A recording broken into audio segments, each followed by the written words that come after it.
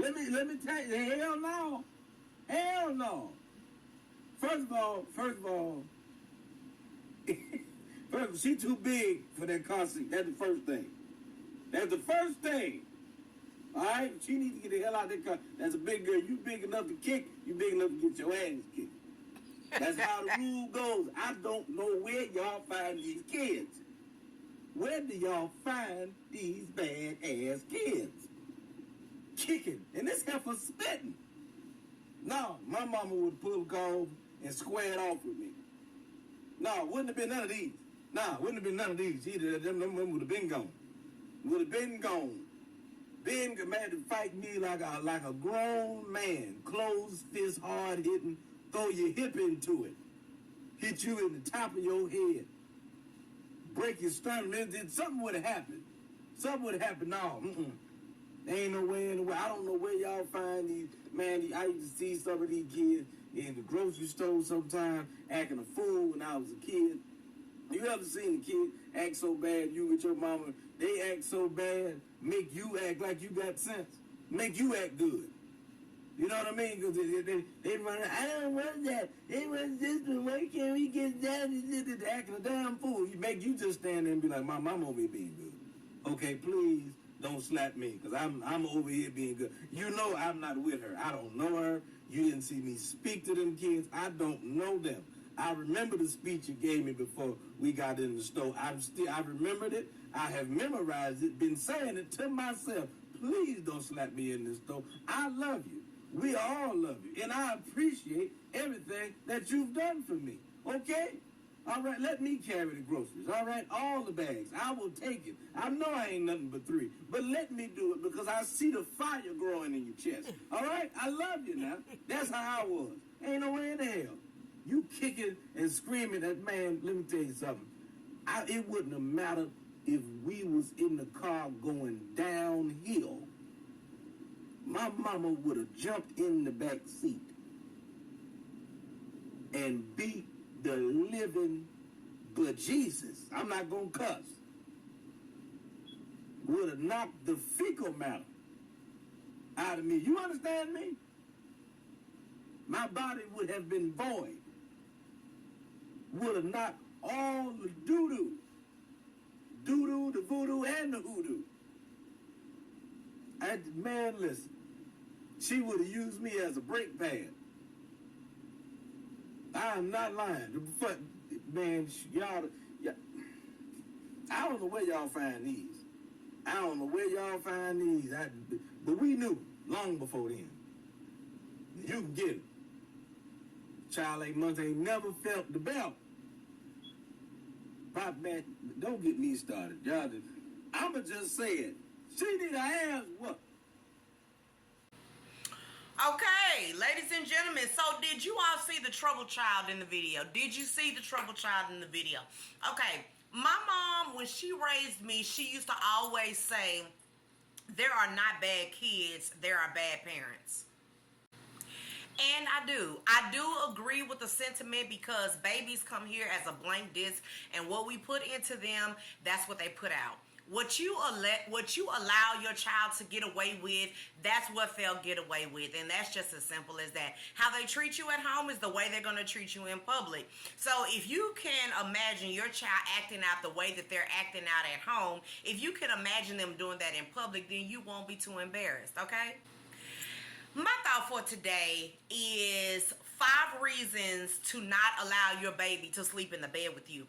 I have friends and they will tell me that their child sleeps in the bed with them and their husband. Well, that's a problem for me. I never would allow my babies to sleep in the bed with me. I had a little cradle and I nursed all my babies for over 13 months. And they were in a cradle next to the bed next to me, and I've had 6 of them, and I can say that I am a happy mother, and for the most part I'm raising my children to be good citizens, okay? But it starts when they're in your tummy. It starts when they are babies. It starts when they are infants. They can feel your energy. They can pick up on your routine. They can tell if you got it together or if you don't, okay? And so one thing is, once again, a baby is not allowed to sleep in the bed next to me. First and foremost, they can get hurt. You know, me personally, I sleep wild. My legs is everywhere. My hands is everywhere. I don't want to crush my little baby. And there are cases where people have rolled over on their baby and they woke up and the baby was suffocated. So it's not only for me, but it's also for the safety of the child. Okay, so let's quickly get into the 5 reasons and then we're going to talk about them, okay? First and foremost, it causes them to feel like that the world revolves around them. And keep in mind the child that you viewed at the beginning of the video. Number 2, as for you and your hubby, it interferes with your sex life, okay? Then number 3, you have to think about your husband's response in all of this. There are husbands that started out, they wanted a big family, but when they had child number 1 or maybe even child number 2, they decided, I don't want kids. And it's because of certain dynamics like this. It's because of certain ways that mommy is building the house that may be causing the husband to say, I really don't want kids. Number 4, you need to teach the children boundaries. What's mine is mine, what's yours and yours. There is something called a space bubble. And sometimes even today, children are not recognizing or respecting space bubbles between adults. It starts when they're infants. And the 5th and final reason is some parents feel like that if I take a nap, if I sleep with my baby, if they're next to me in this adorable state, that we are bonding. But I just wanted to say I nurse all 6 of my babies, and the bonding time, the true bonding time, comes when you are nursing that baby. You are doing what's best for the baby. And the baby is able to look into your eyes. They're able to pick up on your scent. They can still hear your heartbeat. It's very important to have the baby transition. Have you ever seen beautiful transitions in movies or videos? Well, this is what we're talking about. We want the baby to transition from being totally consumed and comforted in your body to now entering into an infantile state. So let's talk about the 5, okay? We got 5 reasons. 5 reasons not to let your baby sleep next to you and your husband. So no, it is adults today, they believe that the world revolves around them. You know, they believe it's my way or the highway. It starts when they were infants. Once again, we have to go back to the notion. My mom used to always say there are no bad kids, there are bad parents, because kids don't know any better. What we put into them, what we instill in them, they carry on into greater life. So as an infant, if the baby feels like that just because I cry that I'm going to be able to get my way, then they're going to grow up with the notion that the world revolves around me. Sometimes we look at love as coddling, over coddling, over protecting, and really and truly we are destroying the child, okay? They will have personality disorders, behavioral problems, conduct disorders, but really and truly it starts with the infancy and how we raise them. And if again they are sleeping in the bed with you and your husband, this is a problem. Number 2 is going to interfere with sex life.